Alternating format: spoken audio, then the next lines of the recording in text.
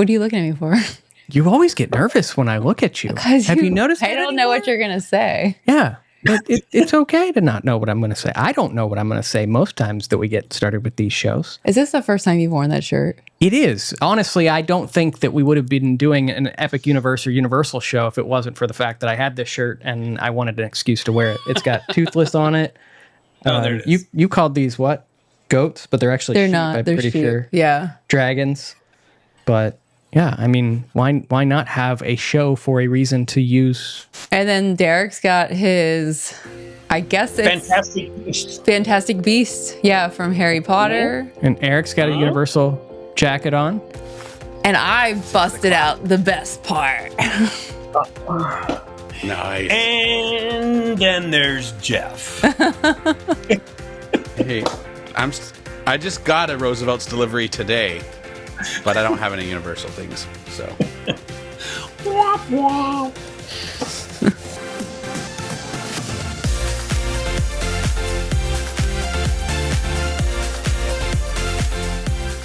Hey everybody, and welcome to this week's episode of the DVC Show. I am your host, Paul Krieger, joined as always by my lovely wife, Amy Krieger. Hello. Sales executive for the DVC resale market, Derek DeBoer.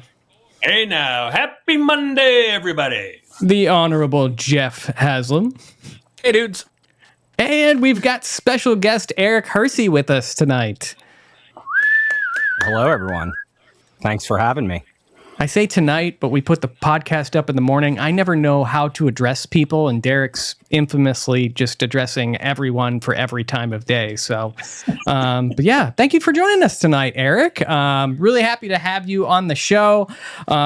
Eric and I's history go back a long way, back to my time in Wheeling, West Virginia, because guess what? That's where Eric is right now. And I truly feel there's some weird epicenter of Disney and theme park magic that is in Wheeling. I mean, it's just... They call it Little Disney, right? That's what we're all calling it now. I think There's nothing about Wheeling that reflects Disney, but we have this nice little river. We'll just pretend that there's a Mark Twain on it or something. Yeah, most people say, I've been to I know Virginia. 3 people from West Virginia. it is, yeah. Eric also redesigned our DVC fan website last year. He did. So. Yeah. I've worked on a couple different website projects with Eric over the years. And also, he's on multiple other podcasts as part of the Jim Hill Media Network. So I'm gonna probably not name them all, but I know there's the Epic Universal podcast, which is really relevant to tonight's discussion. And then recently new podcast, Diz and Hers, which Eric and his wife do. I just subscribed 5 minutes ago. Oh, thank you. Thank you. It's brand new.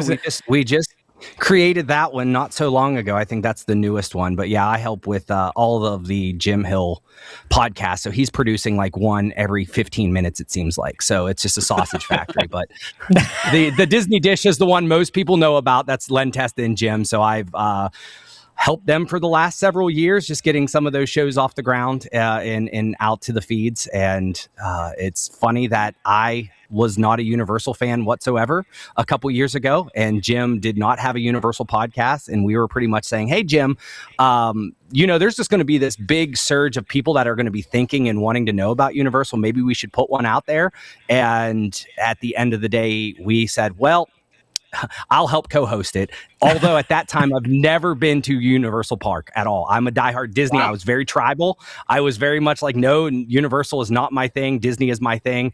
And over the last year and a half or so, we're about at episode 100 now. We've done, I've converted. I realized that there doesn't need to be a lot of tribalism. If you like Disney, you probably are going to like Universal. So that's where we're at. And I've absorbed a ton of information from Jim. And now I've gone to all of the Universal parks stateside. I just came back from Hollywood a couple weeks ago. Oh, wow. That's so cool. We've not gotten out there yet. We've not gotten yet. Although it sounds like we're not going to the Olympics now, so we should go there instead. Because Olympics ticket prices are bonkers in case you are thinking about going to the LA 2028 games. But that's a whole other show and a whole other topic. But yeah, check out Eric and all the other podcasts he's on if you enjoy him tonight. If you don't, you never have to hear from him again. You just don't watch any other, Except don't maybe come the to Wheeling. Yeah. except the next two shows in this, because he's going to join us for all the shows tonight. And for full relevancy, Eric, you are a DVC member also, correct? I'm Poly, buddy. I got that Poly contract 10 years ago or so. Yeah. All right. Good work. And you have such amazing credentials doing such amazing shows. Can I ask, why are you on this show? Listen, I've listened and I like what you guys do. And truth be told, I always want to talk DVC too. So like the Epic DVC, all this coming together is a good combo for all of us. We were asking that to ourselves about 5 minutes ago when we were dealing with some audio issues and some other stuff. And here's Eric with the giant headphones and the full podcast mic and everything. And it's just like amateur hour for the rest of us here. We're just, Derek's on a flip phone with a keyboard on top of it, I'm pretty sure. So he is so incredibly knowledgeable about everything, not just Disney, but Disney Vacation Club and Universal and all this. So I just wasn't sure if this was part of like a community release program that community service project. Community service project. I'm not going to show you my ankles. But no, we are really, really glad to have you here. I can't wait. It's been a long time since I think we've talked anything Epic. So I'm super excited to hear what you and everyone else, including Jeff, has to say. No comment, Jeff? I'll save my comments for now. I'm trying to be measured today. Well, we were right before we got started, we were discussing the fact that it has been essentially a year since we actually stepped foot in Epic Universe for the first time. Yeah, so right around now was when the previews were beginning in April of 2025. And so at that time, if you were an annual pass holder, you could buy a ticket and do the previews. Those were some of the best times because they were some very low crowd. But with that in mind, there were definitely they were still working out some of the kinks of the rides, and, there were things that were down, but it was a really good, you ever have that, where you have a core memory and then the weather starts changing and it brings you back to that place. And so this right now in April, I'm starting to think about our first time at Epic and how much I loved it, and getting into the How to Train Your Dragon, franchise and all that. So a couple weeks ago, I think it was, or a cycle or two shows ago, Jeff, you actually suggested this as a potential topic of let's revisit Epic Universe 1 year later, talk about what we've learned, how wrong we might have been when we talked about it a year ago, or how right we might have been on certain different aspects of Epic, and see how the park has adjusted to being open for almost a year now. And that'll be the next hour. If you enjoy this content, as always, please show some love for our sponsors over at Keyholder Vacations, DVC Resale Market, where you can buy or sell a Disney Vacation Club resale contract, Monera Financial, who will assist in financing that DVC resale contract purchase, the DVC Rental Store, where you can try before you buy, rent some points, or rent out your points for cash or swap them for a trip to Universal, and Be Our Guest Vacations, who will help you with getting to Universal Parks and Resorts. The travel agents over there are awesome. And I also forgot unlockedmagic.com/DVC fan for Epic Universe tickets, Universal tickets, Disney tickets, all that kind of fun stuff. I feel like I have to add something to our plugs every single time. And don't forget, we launched the DVC fan forums. Yes. Monday, a couple days ago. forums.dvcfan.com if you want to join that conversation. A lot of cool things happening over there. Almost 2,000 people have joined us already in 3 days since recording this, and we're excited to continue to see that take off. And yes, there is a Universal forum, so you can go over there and talk about all your Universal things. So kicking things off tonight, I really wanted to kind of just go around the room and kind of get everyone's general thoughts on Epic 1 year later. It's some time to digest our feelings. I think all of us have been to the parks maybe once, maybe twice, something like that. And overall, how we feeling? Good? Bad? Jeff? Oh, of course you're going to go with me first. What's because you're being so quiet over there in your Mickey Mouse shirt? Oh no! Breaking out the curmudgeon early. I'm just kidding. I think Epic Universe is the best Universal park. I still think it's not as good as any of the Disney parks. Man, a Want me few to words elaborate? You said a tonight. whole lot in a whole little bit Well, of I words. have so much to say, but I don't want to like take the whole hour here. No, I mean, Tell us some more. lay in. You put that Okay. curmudgeon on your shoulder. I want you to like continue to lay into All it. right, well then buckle up, cowboys, because this is going to get ugly. No, from a theming standpoint, it is a home run. You know, every single I'm not going to say every single land except for Harry Potter Land is a home run from a theming point of view. I think they did just a great job learning from what they did with Hogsmeade and Diagon Alley and just taking that to the complete next level. I think Harry Potter Land is a miss. It's this weird juxtaposition of the new movies, then you time travel to the old movies, but that's because nobody watched the new movies, so they had to do something to pivot. There's nothing to do in that land other than the ride itself. I mean, the show is there, it's fine. But it just, you walk into this big open, walkway, and then there's nothing to do once you're in there. The other three, home run from a theming point of view. Where I struggle with Epic Universe is threefold. If you have littles, like if my family's coming to see me this summer, I know everybody gives me crap. You got more house guests coming? Yes, I do. My grandkids are coming. There's literally nothing for them at Epic Universe. Everything at Epic Universe except the carousel has a height requirement of 36 or 38 inches. I can't remember. Like if you have littles, there's no Fantasyland rides. There's nothing for them to do. And so that really makes it hard to be a family destination. The second thing I have a problem with is that the Celestial Park that is the main street of Epic is way too big compared to the rest of the lands, because the rest of the lands are so overly crowded. You walk into Nintendo Land and you can't walk anywhere without bumping into somebody else. Same with Dark Universe, especially at nighttime. The exception to that is Harry Potter, and again, that's because there's nothing to do in there. And then lastly, if the weather comes, which isn't out of the realm of possibility in Florida, the whole place just shuts down. And suddenly Harry Potter and Dark Universe have 3-hour waits. So, I love it. I want to love it. But Universal still hasn't learned from their prior mistakes in that they don't know how to deal with big crowds. So I struggle a little bit with it. Having said that, I still think Stardust Racers is the best roller coaster on property. I think Dark Universe is so fun. That is such just a phenomenal area. But again, you walk into the Burning Blade, and it is a beautiful restaurant with actually really good food that holds like 6 people. It's true. They just don't know what to do with big numbers when Universal comes. Where Disney, they build a restaurant, and it's made to seat 300. You know what I mean? Yeah. So that's my struggle bus when it comes to Epic Universe. Eric, you've gone from 0 to 100 with Universal in like 1 year's period of time. So give us your thoughts. How you feeling? Well, I think I can agree with Jeff in so many ways. So funny enough, when we traveled, we actually are kind of like the perfect touring group because there are 2 adults, male, female. We have a 19-year-old, I have a 15-year-old, I have an 8-year-old, and we travel with a 70-year-old grandma.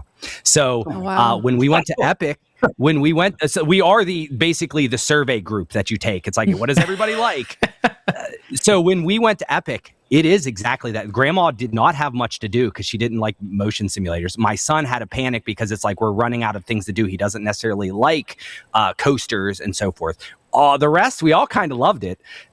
We did deal with it once when it rained, and it's like, okay, what are you going to do? Well, I think we're going to go to Monster Unchained, and that is about it. So there are a lot, I think, from a theming standpoint, and kind of echo that statement. Theming, it is probably one of the best, if not the best, themed parks in terms of detail and immersion, especially with those portals. You get in there and you forget there's the rest of the park. With the exception maybe of a couple of different areas where like, well, I shouldn't see a coaster right now. But for the most part, I think it does the best job out of any theme park. But it is not operationally where it probably should be. I think this is a park that if I was giving recommendations, if you really want the full shebang and you don't need to be an early adopter and see it as it is right now, that's like a 3, 4, 5 year park down the road. I would love to see it then, because I think at that point in time, they had time to correct some of the shortcomings that maybe they should have opened the park with, which I think we'll probably talk about a little bit later of like, what the heck do we need to put in this park to make it operationally work? Because I don't think we're at capacity, and we're not even close. Yeah. I don't think we've even seen the number that was on the spreadsheets when they originally drew it up, and they were like, we're going to make this much money in the first year with this many people in the park, and it's like, no, scratch that, throw it in the shredder. We're not going to get there. Amy?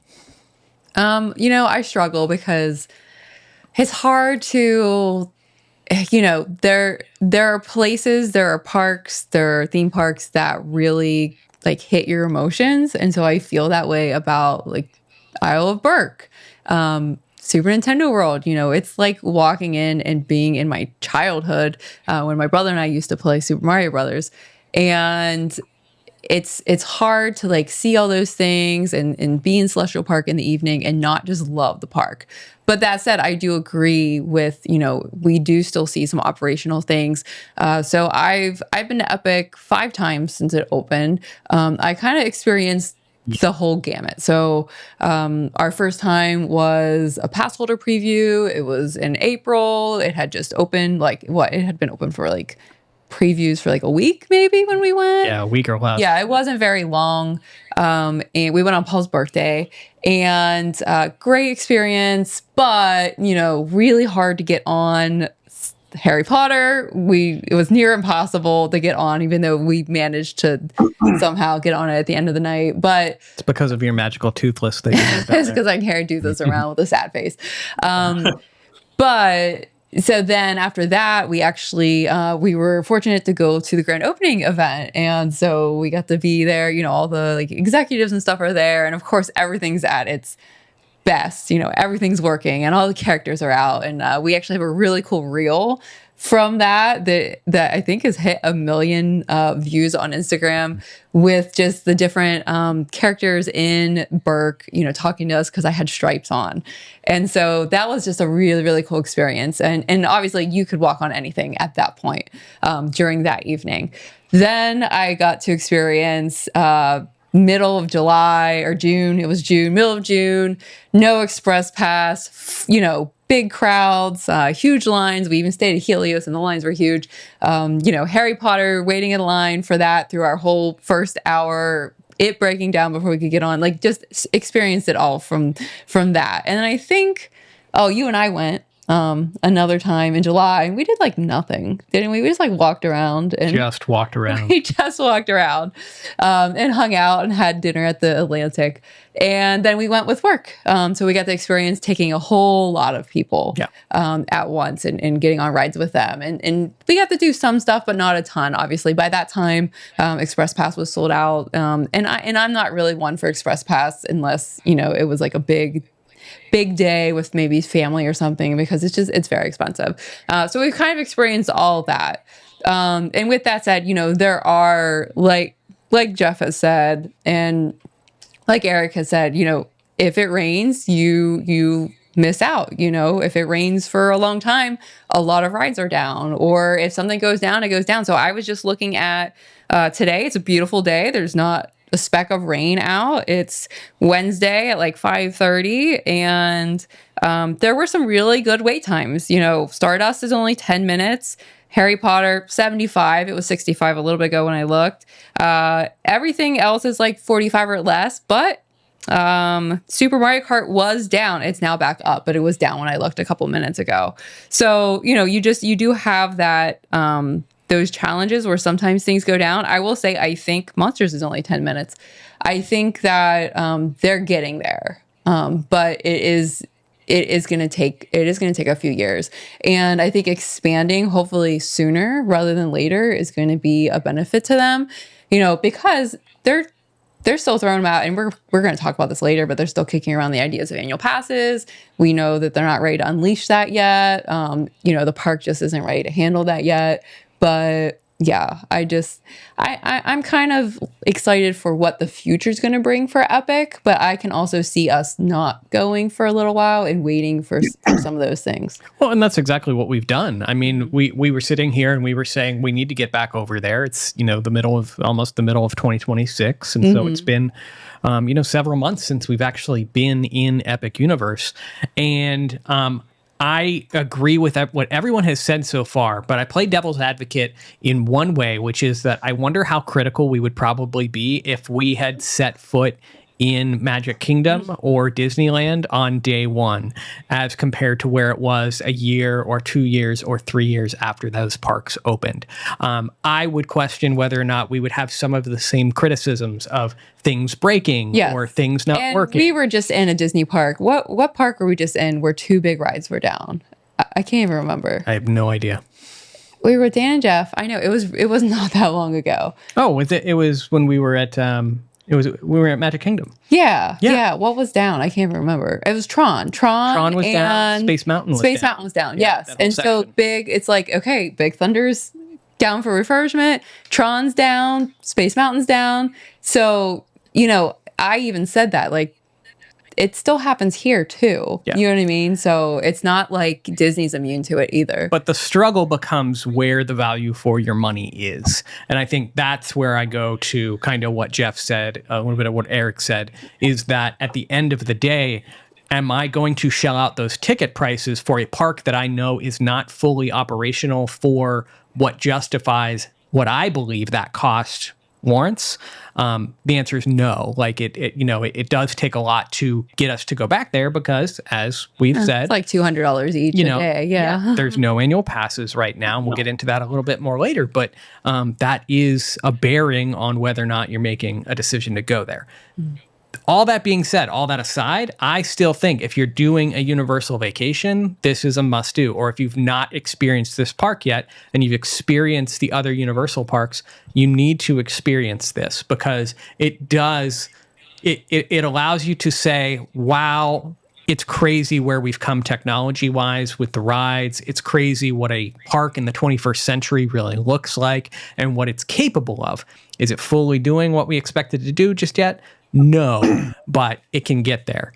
And the man that I know is going to love talking about this park and just runs there constantly is Derek. He's looking around the room. Oh, yeah. So, I mean, my little soliloquy won't be very long, but I think I actually went to the park before any of you guys last year. I have a family member that's a team member there at Universal, and he sent us this text, and it was probably the most exciting text I had gotten in a long time saying, hey, we're able to bring you guys. Do you want to come to Epic Universe? It was probably like a month before it actually opened and like weeks before they started doing any other previews for anybody else. And yeah, I'm just with Jeff. It's just, I mean, to make a long story short, Universal just ain't my jam. I love Horror Nights. I look forward to my one night a year that I go to a Universal park. I go to Horror Nights. I go all out. I buy the VIP. We do every single house and maybe a couple of rides at that park. But other than that, I'm good. I mean, if you told me, hey, do you want to go to Epcot for the 8,000th time or do you want to go to Epic Universe? I will pick Epcot. That is not to say that Epic Universe is a bad park. It's a super pretty park. I remember pulling into the parking lot, and like Amy said, I remember this feeling was like, oh my God, do you know how rare it is that you get to walk into a brand new, huge theme park for the very first time? The last time that I had done that was when Animal Kingdom opened. So I remember that feeling of just being super excited. And then, like Jeff said, you got in and it's like, okay, there's a carousel and there's some amazing lands. How to Train Your Dragon was like, wow, it was awesome. Universal Dark Ride was super fun. The land's way too small. That land is way too small. And there's like a carnival werewolf ride, which is fine. Mario Land or Atari Land, whatever that is, it's just not my thing. Atari Land. It's loud and there's like 87,000 stairs and escalators and elevators and it's just weird. But I know people have attachments to it, which is awesome. My attachment at the end of the day will always be with Disney and the Disney parks. And Jeff is 100% correct, however, that Stardust Racers is hands down the best roller coaster ever built, bar none. That's it. But other than that, I'll see y'all at Epcot. We try not to point out that you're the old guy, but you write the jokes themselves sometimes, Derek. It's really true. Atari Land. That's. I hear that's a rumored expansion option for ColecoVision. Dig Dug. That's where- Yeah, Dig Dug and Pac-Man and everything that's in that whole plot. That's really what they're building. and I know we're going to have a discussion about the hotels and all that, and I got a lot to say, however, on that Helio hotel. Has anyone used Express Pass at Epic Universe? I did once. Jeff, you've done it once? Yeah, I've been to the park 4 times, and the last time we did use it with some friends. Did you feel that it, like, I guess my question is, did it help with, all of these things that we're complaining about, or are some of these things still issues because of just the park in general? Well, I'm going to compare it to a lightning lane at Disney. Right. If you're willing to spend the money, it doesn't matter. If you're willing to spend the money for a VIP tour, that's going to significantly different than just buying your three lightning lanes at Epcot. You know what I mean? So your mileage is going to vary based on how much you're willing to spend. Having said that, I think our Express Pass for that day in September was, I want to say, $169 a person. Oh, that's a on lot top of our cheaper park ticket. Then It can get as high as I saw $250. I think upwards of $300. We went like midweek in the off season, so it wasn't horribly expensive. It definitely made it easier to go on every ride. Like if that's what you want to do, if you're a box checker and like you have your list and you want to, make sure that you do everything, I really think that's the only way to do it, unless you really enjoy waiting in lines. Like that's the problem for me, is that, unless you want to do everything, there's like 5 things.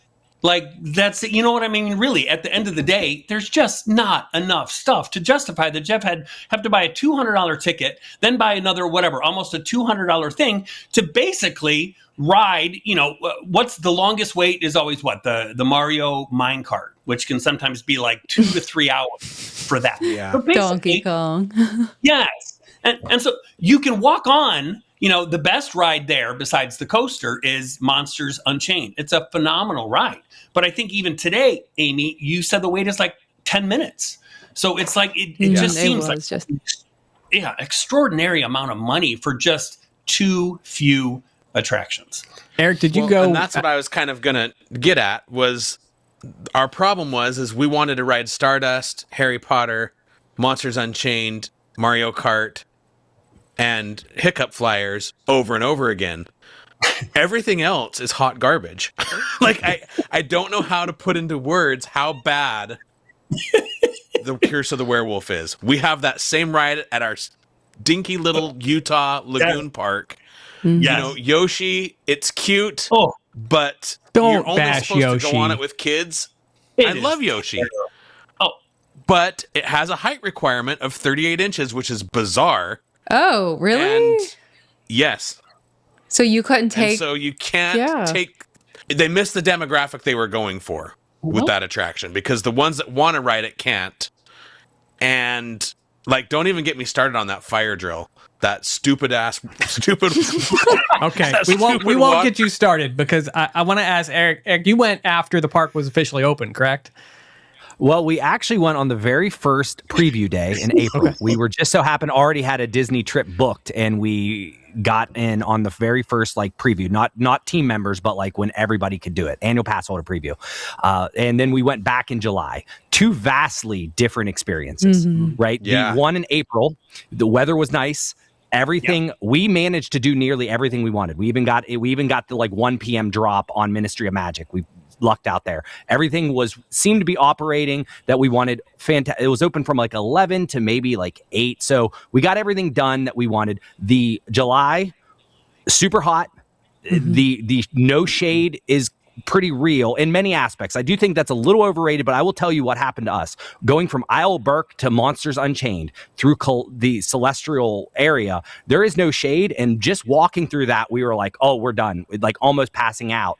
So but there's shade in lands, but like if you're out in the open, that is rough. And we left the first day in April saying this was fantastic. We felt like we got our money's worth. We felt like we had a new experience. We got to eat different places. We got to relax a little bit because it wasn't as congested. In July, we were like, I'm not going to pay again until it's a part of an annual pass. Because I think one of the things that we're really struggling with here is it's all about the value of the money. If you have an annual pass and you can go to Islands of Adventure, you can go to, Universal, you can go to any of the Disney parks versus paying extra to go to a brand new park that is having some capacity problems. We love what we see. Nobody here is talking anything bad about detail, whether we like the IP or not. It's very immersive. And but when you spend that kind of money, you don't feel like you can just waltz around. And a lot of people were comparing this park to trying to be kind of like the Animal Kingdom, which is like an exploratory park where like you're supposed to mosey around and explore. You can't do that if you feel like you're spending $400 per person. Like you can't get your money's worth by looking at a tree for an extra 5 seconds. Like you got to move. So we have to, and that is probably the major problem. If you get us an annual pass, it'll be like 1 or 2. That we want to book. And I'll give you a weird circumstance that I didn't realize that I was privy to.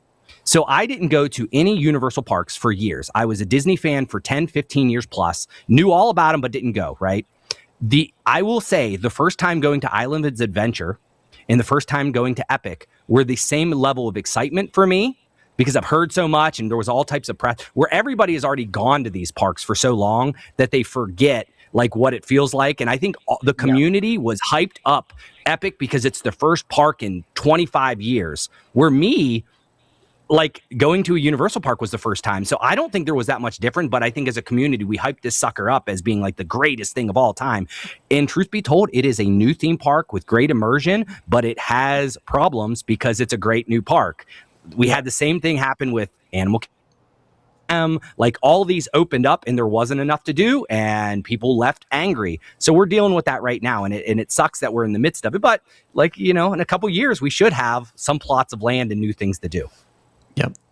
So let's go to the elephant in the room that we've all discussed in some capacity, which is annual passes. And this is, I was looking around on the internet, like looking for other YouTube videos and other YouTube content. And the other thing that's very apparent right now is that everyone went to the previews and everyone went to the media invites and everyone went to these other things.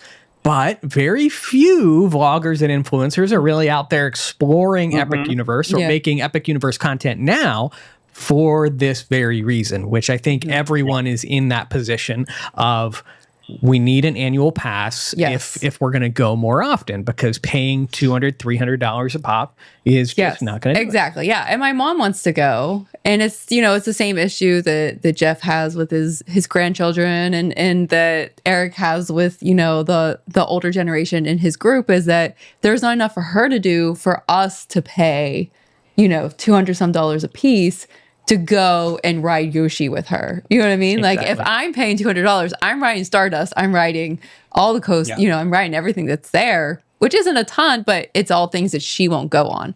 So yeah, without an annual pass, a lot of people are skipping out on going, not only themselves, but bringing family members who would then buy a ticket.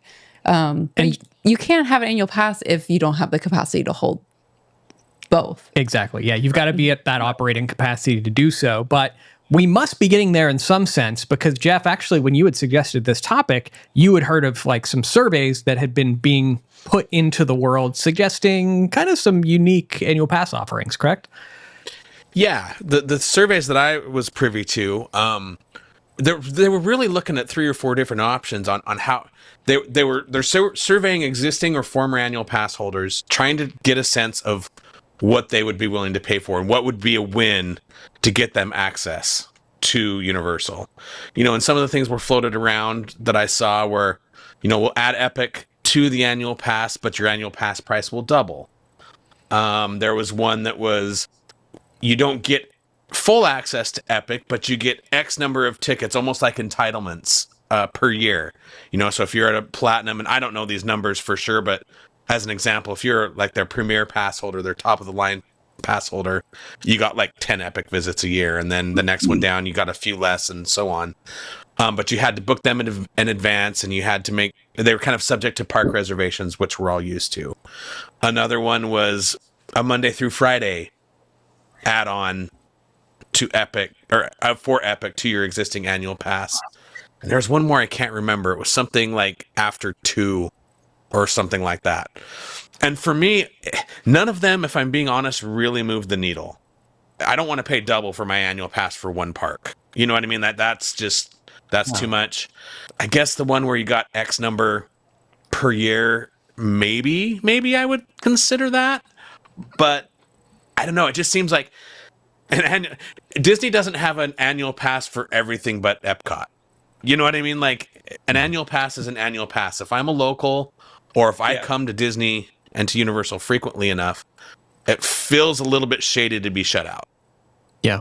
Well, I throw this question to the room, but every single thing that you threw out there screams, we realize we have a capacity problem and we can't open this up the way that you want to. I found some of the survey questions. So most of what you said was right. One of them was a discounted one-day Epic ticket if you are an annual pass holder. So purchase one ticket per day per pass, which wasn't exciting at all. Have to be a significant discount. Yeah, like, it would have to be a really good 20%, discount. We're talking 80%. Upgrade your existing annual pass to include Epic, and then you talked about what that was. Let me see if I can find any other ones. I will say one of the interesting things on the survey was that they asked if you were interested in things like a Disney status match, which I don't know. Oh, I saw that one. I don't know exactly what that meant, but basically, if you were a Disney pass holder, you could purchase a Universal pass at a discounted rate.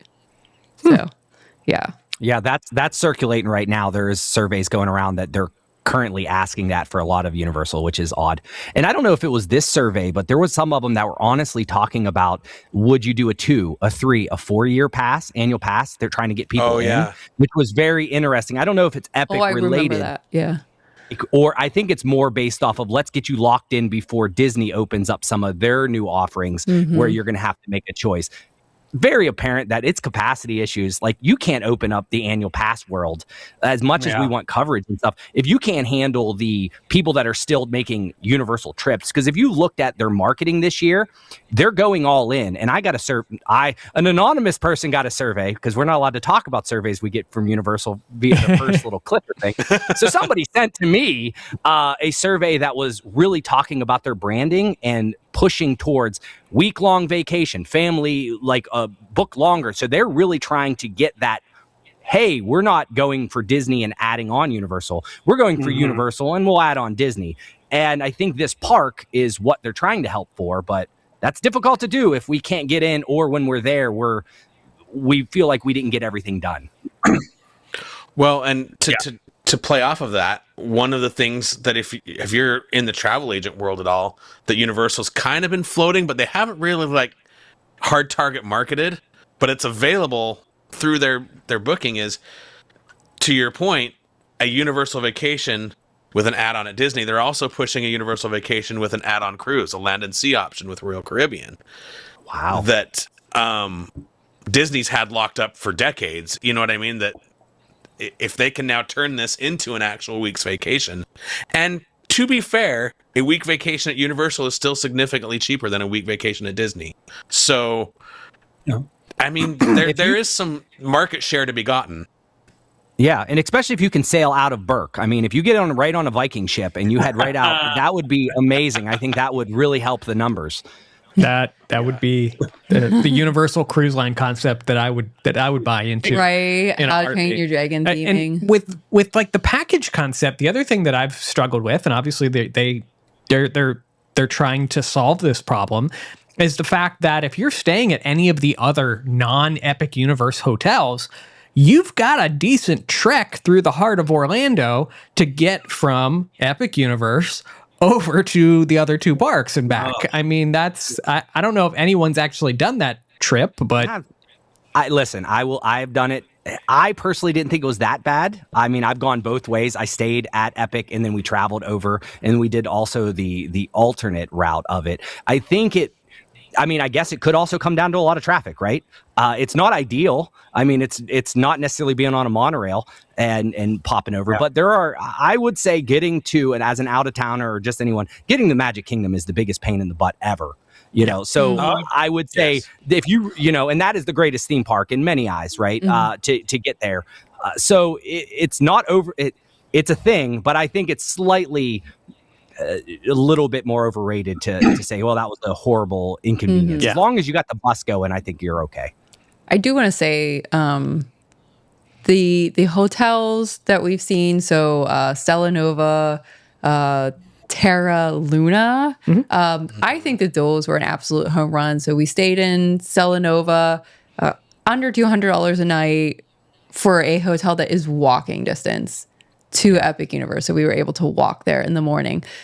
Helios for me, when we did the night there, July of last year, was very, very expensive. So value wise, you're not getting express pass. $800 or $900. Yeah, it was like $800 or $900 a night. But we're seeing, so it must not be selling at those prices anymore because we are seeing some really deep discounts at Helios. I've seen people with like annual pass discounts that were in the 200 or less range per night, depending on the night. So that's significant because when that first opened up, that hotel was bonker price. Well, and you're rivaling at that price point, you're rivaling like Animal Kingdom Lodge at Disney. Yeah. And there's no comparison between the two at all, really. Like, it's really cool to be a hotel that overlooks a theme park and have a direct entrance into a theme park. But there's really no benefits other than that. And the hotel itself, in my opinion, I didn't stay there for the night, but it did not scream deluxe. It did not, scream like DVC level accommodations. Yeah, the park entrance is cool, but if you're doing it first thing in the morning, you're in this giant line. Yeah. The room, we did have a room overlooking the park. Beautiful, but then it rained, and because there's no balcony and it's just windows, you couldn't see anything out of the raindrops, through the raindrops. Water drops all over the place. Yeah. So it was like kind of over. To me, I was like, oh, I would go to Stella Nova every day over that because the value is there versus what you're getting when you stay at Helios. The only thing about Helios that I do love is Flora Taverna. I do think is an amazing restaurant. The restaurants and bars there, I think, are the only home run that it really has going for it. But they are pricey too. So, but I still stand that Flora is probably one of the best restaurants. Yeah. Eric, have you stayed at any of the Epic hotels? Yeah, we stayed at either the Terra or the Stella. They kind of look the same. Potato. They look very much alike. Right. Yeah. Yeah, no, but I thought it was clean. They were clean. They were nice. I mean, they're value-esque, and the price point was worth it. To me, we're also sleeping family of 5 or 6, so you almost had to get 2 rooms and so forth. We found ourselves really, if we're going to do it, the Endless Summer is just it's 6, you sleep 6. It's not the greatest in the world, but it also is clean and it was fine enough. And that's how we traveled over in a couple. But yeah, I don't know if I could do a Helios like that. To me, that's just a lot of money for access. I'm like, I'll just wake up 30 minutes earlier. Yeah. But I mean, you do get the express pass, right? Like that could be valued in if you do not get express pass at Helios at all. My goodness. No. Well, then, I always wanted to stay at the Hard Rock because I'm like, well, I would like to stay there to see what it's like and get the express pass. Yeah. But I'm a frugal guy. I haven't done express pass at any of these yet. It seems to me like with Epic, that is a thing that you really should consider. Yeah, and that was what we kept going back to when we compared the two hotels side by side. It was like you could get another day at Stella or Terra Luna. You could get park tickets, and you could get an express pass for the same cost that you're paying for this elevated hotel experience, which really, again, it was actually a smaller room than at Stella Nova. Smaller room. We've heard thin walls. We've heard all that kind of stuff just related to it. Derek's going to explode if we don't let him talk, I think, about the hotels because he said, you've got some strong opinions here. No, I don't. I have never stayed there. I visited twice, and I was really excited to see it because, as we all know, wow, there's a a hotel that's kind of like their version of the quote unquote, Grand Floridian or whatever. Man, is it unimpressive. It is just unimpressive. The lobby is unimpressive. Everything about it feels generic. It feels small. The pool area is weird. And again, they'll always advertise the rooms that overlook the park, but again, you get what, like a 50-50 shot of you're going to get the other ones that overlook like I-4 and like, these industrial areas. It's just completely unimpressive. And I just think that, yes, while Bar Helios is super cool, as long as you're fine with like, $18 high lies, whatever, the prices are ridiculous up there. It's a very cool bar. It's just not worth it for me because as we're talking, and Eric is so eloquent and does such a great job talking about it, I just kept thinking, Universal's biggest problem isn't the parks. It's, for me, and I think for a lot of people, is you don't want to go on vacation for a week to Universal because you don't have a bubble. And Universal, to me, its biggest problem is, okay, I've got some parks here, some resorts, then you got to leave and go to the real world and fight traffic on I-4 or Sand Lake Road. And then there's a few hotels over here. Then there's another park that's like 20 minutes down the road, but you got to go through, weird vape shops on either side. And it's just horrible. Whereas when you're at Disney, that's the whole point of Disney, is that feeling. And I've said it, anytime, and I live here, anytime I enter those arches, you blow out your troubles and you're in the Disney bubble. Universal does not have that. And because of their land issues that they have, they will never, ever have that feeling. So I think that, for me, is Universal's biggest problem. And as nice as they're trying to do by spreading out all over Central Florida, it's just not the same when you don't have a bubble. Yeah, it's a little bit different. And just going back to the transportation real quick, the new plan that they're looking into, which I think will be done by 2050, perhaps, is they're looking at the boring company is going to bore a tunnel from Epic Universe over to the other parks, which I mean, it's cool. I've seen people use it in Vegas. What about that whole thing in Florida water levels? That Sure. could be a problem. No, not an issue, Eric. No, I mean, You don't think it's just going to be a water ride? It's going to be their new Jurassic World ride. it'll be better than that other water ride that Jeff was ragging on earlier. The fire drill, spray the fire, whatever. That was the worst ride ever created. I kind of want to just play devil's advocate to what Derek was just saying, though, because I do think we need to give credit where credit is due with them. Disney World specifically is in a kind of a class of its own when it comes to the bubble. Disneyland doesn't even have that. You know what I mean? Most people don't stay at a Disney hotel when you go. There are weird vape shops and sandwich shops and Stop and Robs and all those kinds of things. But that doesn't ruin the Disneyland experience. And so I don't know. And like Eric was saying earlier, going from City Walk to Epic on a Universal bus is really no different than going from Animal Kingdom Lodge to Hollywood Studios. It's not that big a deal. It really isn't. They run those buses pretty frequently, so I don't know that that's what's keeping people away, and I don't think people should not go because of those two reasons. Where I struggle is, as shiny and clean and as Epic is now, with these bright new things, and it really shines a light on how not good the original Universal parks are, and how dated and dilapidated and technologically absent some of those older. You walk into Simpsons Land, and I know why they're not putting any money in Simpsons, is because they're going to lose it here next year. But there's some places at Universal Studios Florida that are just like the whole Marvel area and the comics. Betty Boop. No, that's not her. No, You're thinking of Kathy. Oh, that comics area. It's just it makes you smile walking through it. Really, I mean, it makes it. It's rough. I give you that. Puts a laugh on your face, and no matter what they're trying to do over there right now, I feel like nothing's sticking at the moment. Like the last home run was Velocicoaster, really, but I'm sorry. Hagrid's was a home run.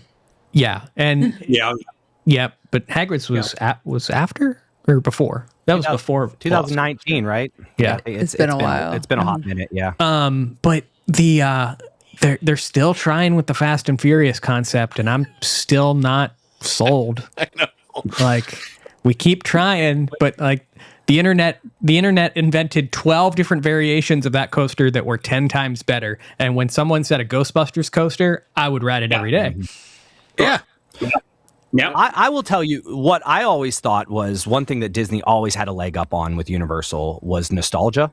They always you just have like the history, and you remember going as a kid, and Universal didn't have that until probably now. So I think one thing they could start, and I don't think they've learned it yet, because like you said, Fast and Furious, if you made that Ghostbusters, Back to the Future, any of those, I mean, I'm wearing a nostalgic 90s, we have Nickelodeon, like the kids that grew up with this and those properties will start feeling nostalgic for Universal, which brings you a bunch of families that now have kids of their own, and they can start making their memories. I don't think they've leaned into it yet.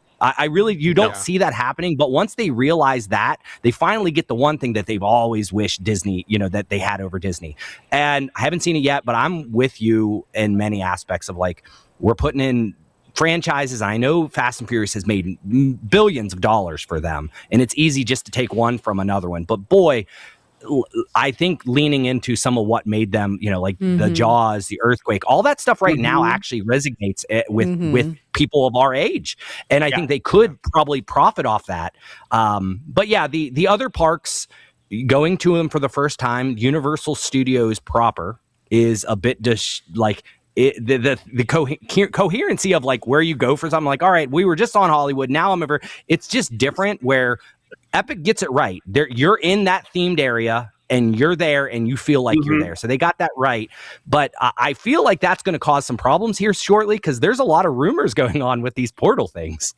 So many rumors with the portals. Yeah. So actually just this week, they have erected these facial recognition scanners at the entrance of every single portal. And the rumors are running rampant, but the biggest one that's kind of taking off is the fact that Universal is considering some sort of concept in which after a certain time of day, Celestial Park becomes open. It is open like for City people Walk. to come into, like City Walk. Really? Which It's a rumor, like it's speculation, but we do know that part of the Epic Universe plan from day one has always been the portals are designed so that if X company wants to buy out said, Super Mario World for the night, close off the portal, that's theirs for the night. Perfect. So they can do that. And I think that we're going to see that sooner rather than later, because these are the same moves that Disney has made over the years with having after hours events and everything that allow them to increase the amount of money that they're making per day in these parks. So we're going to see not only those type of things happen, but I still can't wrap my head around like the rumor being true of like, you're just going to be able to wander around Celestial Park, like, and then you immediately go, does that mean I can get on Stardust Racers? Like, I can just go on. there's probably a facial recognition there too, but it's worth dreaming. To me, it's interesting. Time letting annual pass holders in, then which are willing to pay extra, maybe not double, but we're willing. But you're going to open it up to just anyone to just walk in, and I get it. I understand at 6 p.m. if you go to the Atlantic restaurant or Blue Dragon, there's nobody there, right? That's the big problem. Is like they're trying to do that, but I mean, like, you're just only going to pack a bunch of people in, and maybe it's to get them to try it. Like, are you going to do this as a trial? Maybe, and then shut it back down. You can't keep this open like that forever. It's a weird flex that they're making, but they are doing things like they've already copyrighted or trademarked the name for their nighttime show. They're hiring firework technicians. They're doing all this stuff, and that's going to be free. Like you're going to have everybody. Here's our nighttime show. You can get all for free.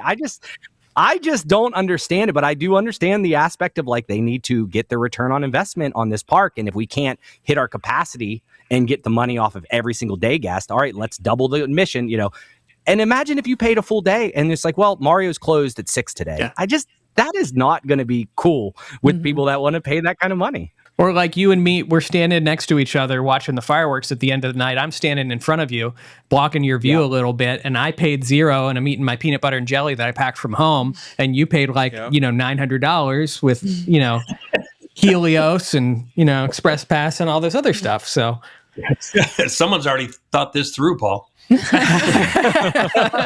Oh, I will be having. You already packed your peanut butter and jelly, huh? Yeah, I mean, I'll be on a bench there, writing work emails and stuff like that.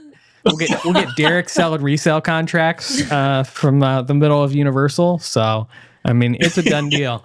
Well, wrapping up this entire discussion, I guess my biggest question for each of you, and we'll go back around the room just like we did at first, is what is next and what should Epic Universe be prioritizing for the future, for the expansion? We know that there are expansion plots for every single land. We know that there are potential additional portal, opportunities for franchises that don't exist right now.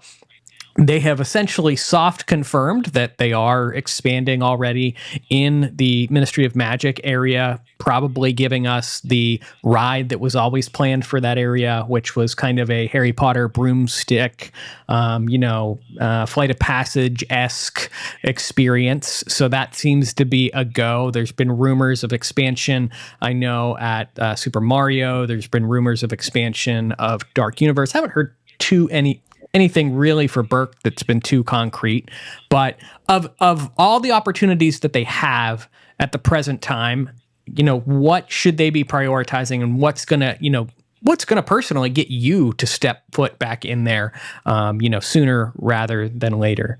Amy? I mean, I think they need to just I feel like, yeah, they need to get their return on investment, but didn't they not? I mean, everybody cares about money, but didn't they care a little less about money than Disney because they had Comcast behind them? And so they had a lot more, kind of to throw around. Do it all. Start now, start expanding, because you want to grow this park, and you're kind of at a stagnant place, I think, where it's like, oh, we can't let we can't let pass holders in. We can't, you know what I mean? So you need another portal. You need to start expanding the lands that are there. Mario Land needs expanded. I'm so sad. It makes me sad to hear about Derek called it a carnival ride, the Curse of the Werewolf. I heard several times that was supposed to be a lot longer of a ride and got cut back. You know what I mean? So fix those things. Either make that ride longer or just continue. Every single portal, whether there's plans for it or not, needs to be bigger, needs more space.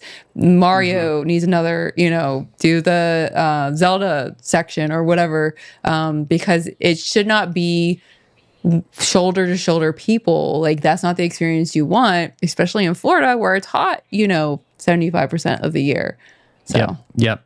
And to your point of Comcast, that is was their motto, and everything goes in that direction until the budget sheet says something different. And I can only tell you from experience, my grandmother, my mother, multiple people I know have dropped Comcast over the past few years.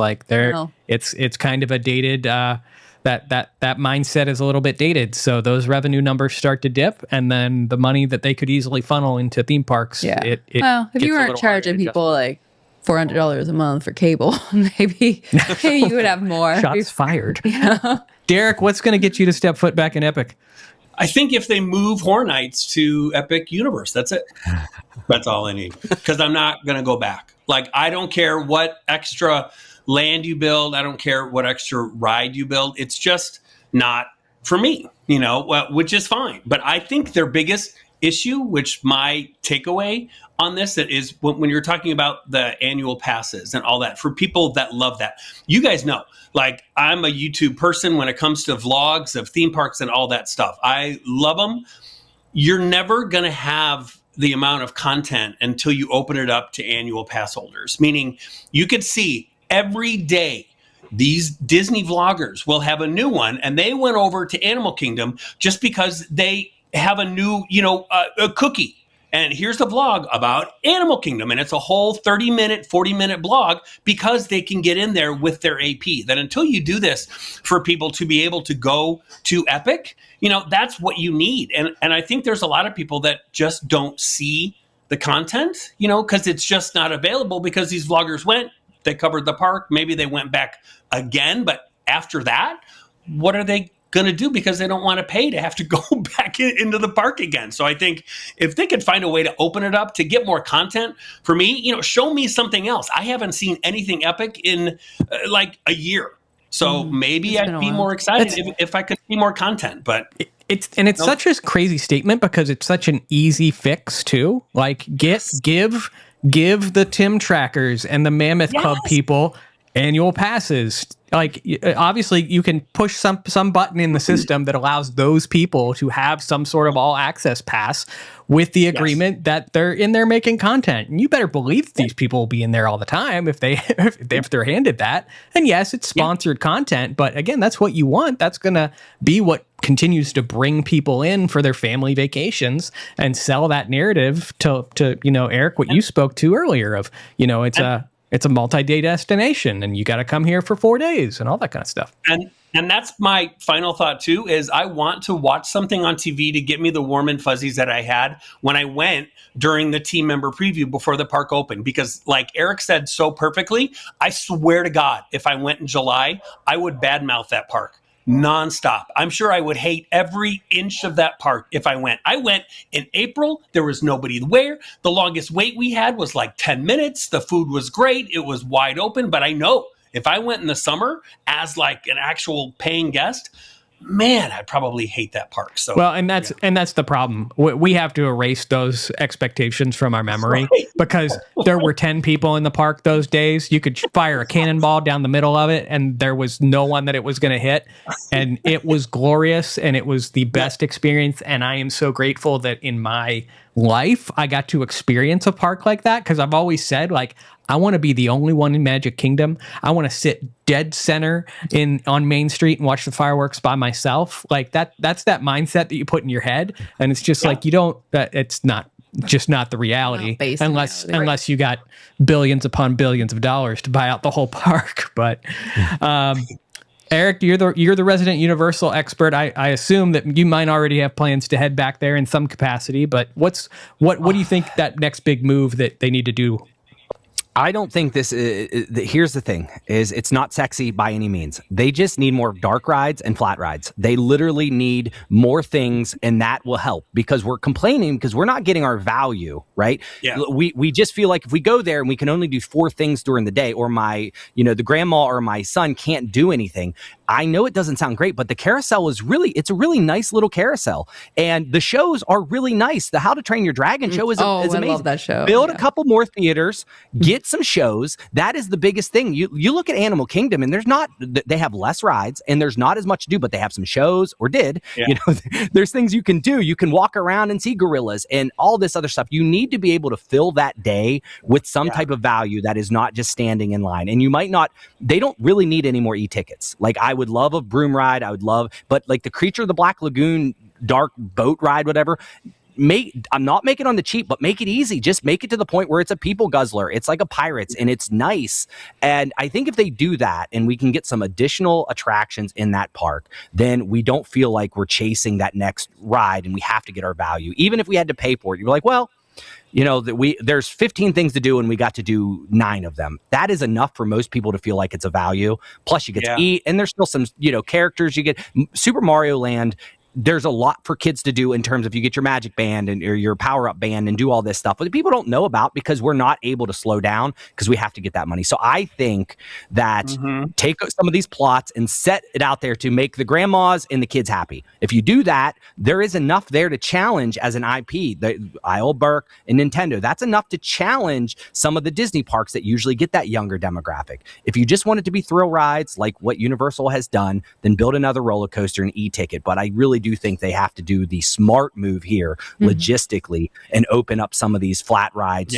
Easy creation, even if they're carnival, but themed really well in immersion. And I think a couple more shows would really help it, because that really helped Disney, Hollywood Studios forever, having different shows. I mean, there's not a lot of attractions there. There's a couple good e-tickets, and then there's shows. You have stuff to do. So I think that's what they should do.